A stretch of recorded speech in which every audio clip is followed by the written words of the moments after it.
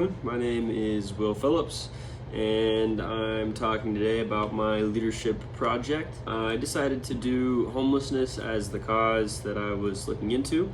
So initially I just started looking into shelters where I could volunteer time and resources. I'm sure, as you all know, homelessness has been a prevailing problem in Utah. In the last couple of years, there's been a 10% increase since 2021, and there's now 13,000 total homeless in the state of Utah.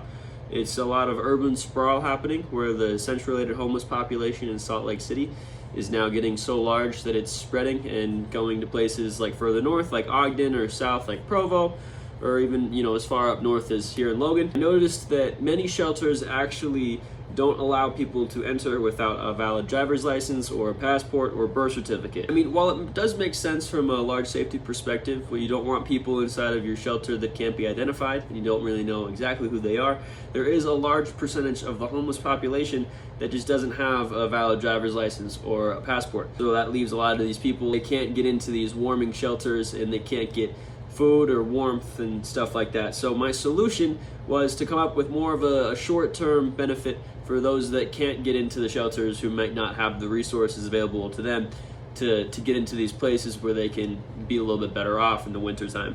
To create just a short-term resource bag, things like granola bars, snacks, water, and like some socks. Very short-term solutions. So I was actually able to gather a team of a few people. I had my girlfriend and a couple friends helping me out. We gathered the resources just from the local Walmart, granola bars, snacks, water, and put them together, and then split off into two teams of two, and then we both did different runs to Ogden, trying to hand out as many bags as possible to local homeless just along the way. While going through and experiencing this project, I did notice that many people were very grateful. Something that I honestly was viewing as not that huge of a help. I was very worried about going in and handing out these bags and thinking that it wasn't enough. And while I was trying my hardest to do the most that I could, I just know that it's not doing a whole ton. It's not putting nearly a drop in the bucket of the overall problem of homelessness that we have in the state, but the nation